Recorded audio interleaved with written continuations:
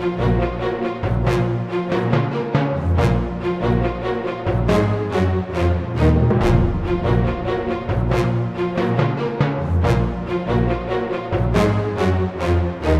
up, y'all? The Knight of Green here, bringing you a HEMA video, or Historical European Martial Arts if you want the full title. So I'm just going to be talking to you guys about my experience with HEMA and sort of shed some light on sort of what happens in it and what goes on. So if you're interested in trying it yourself or learning more about it, hopefully my experience can help convince you one way or the other if you want to try it. So HEMA, Historical European Martial Arts. So it's a really broad topic to really get into when you really think about it, because there's many different branches of it. So there's like ring-in, which is wrestling, and there's boxing, as well as there's different sword-based or other weapon-based combat systems, and unarmored. I mean, it's just a lot of different variations. For me, I personally like to study the Lichtenauer series, which is German longswords, so that's my primary, but I do study some grappling and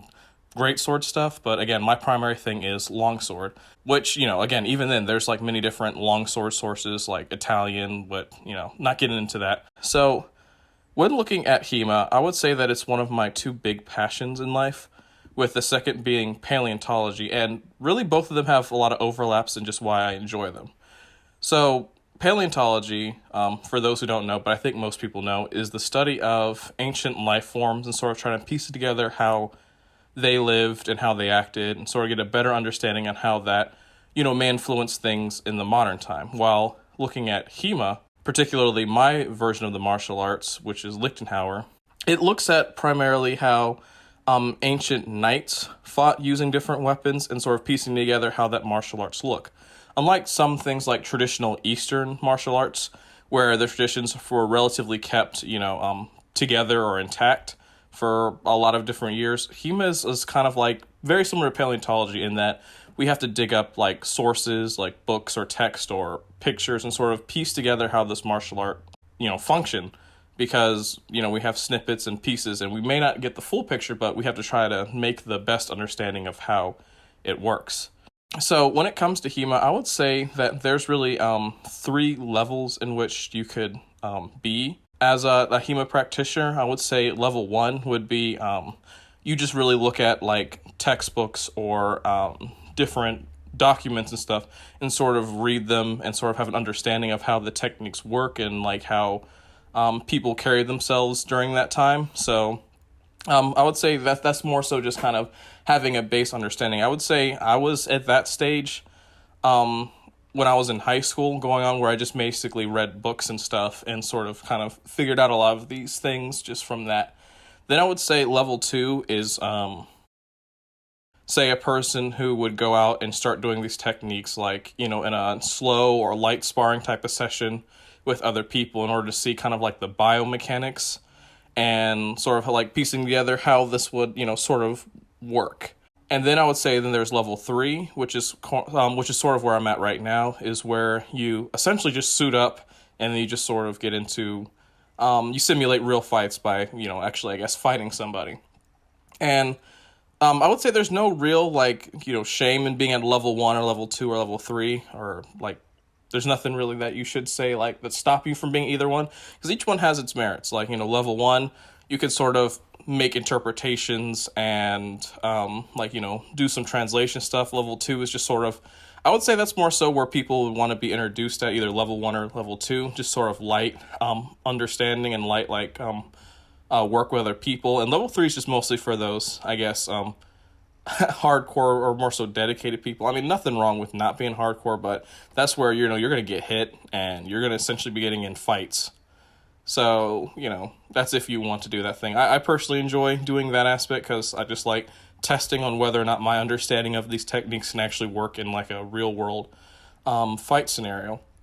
So comparing like HEMA to, say, other martial arts, I would say like with things like with MMA, there's things that have been tried and tested, and so people kind of gravitate towards that because they know these techniques and stuff work. While with HEMA, it's a lot of experimental type of things where we take things from other martial arts. Like, for example, we have tatami mats that we borrow from Japanese martial arts that we use for cut demonstrations to see how our edge alignment is. But sort of it's very experimental in that, you know, you piece together what we find from text and sort of try to make an interpretation and then applying it in a real fight to see, you know, if it's successful or not. So there's some things that are hit or miss. So you can always find, I guess you can optimize different strategies and stuff when it comes to that type of thing. So now let me give some advice for those people who are interested, maybe like the level 3 that I'm, you know, just pitulating. It's not like it's an actual like level or anything. That's just what I kind of observed from just like being a part of it for so long. But if you want to do like that level 3, which is when you're getting into actual fights and stuff, I would say some of the big pieces are making sure you have the right gear to do so. So make sure you have a fencing mask, you have a fencing jacket, you have something for throat protection, you have something to protect your nether regions. Definitely forearm and elbow guards, as well as knee and leg guards. Those are definitely a must.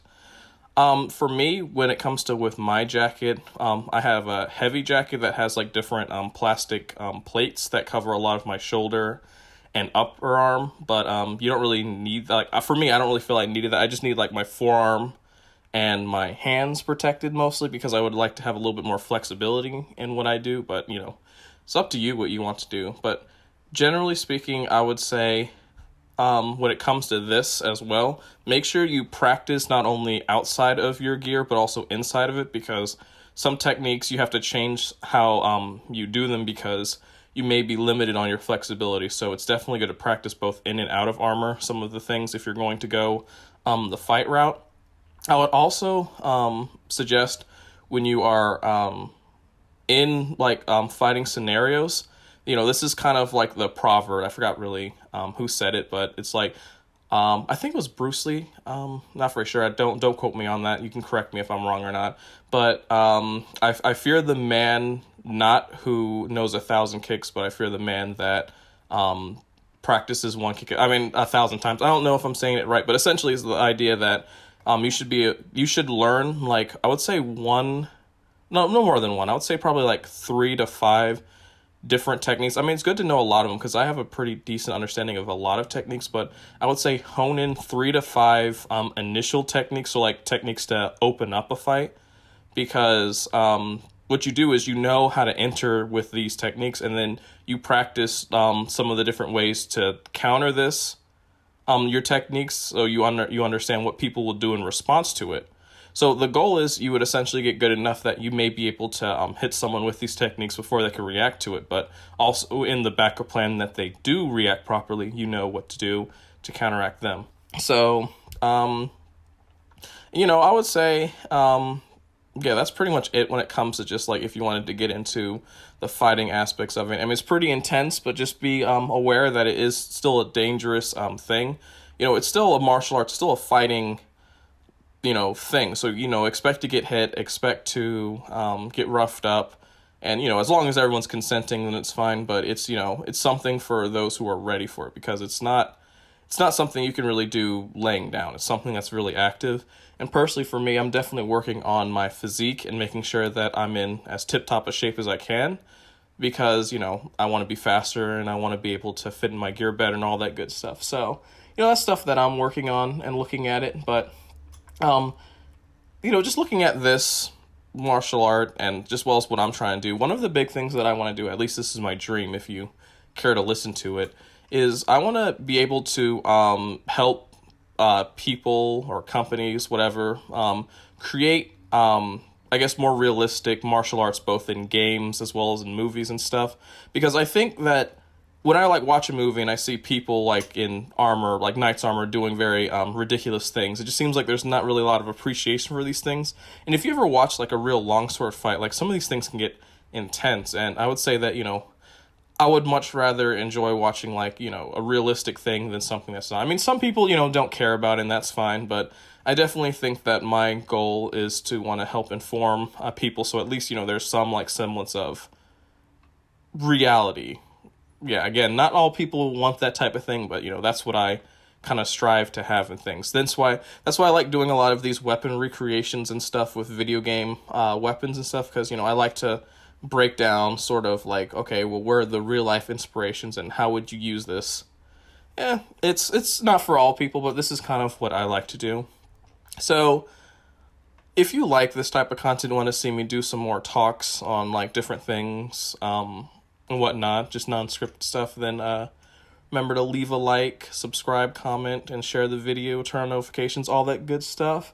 And I think I'm done here. If you want to talk more about different things, I'm always available on Twitter, Instagram, and on YouTube. So yeah, see you guys with more content and weapon recreations and stuff, and take care. Bye.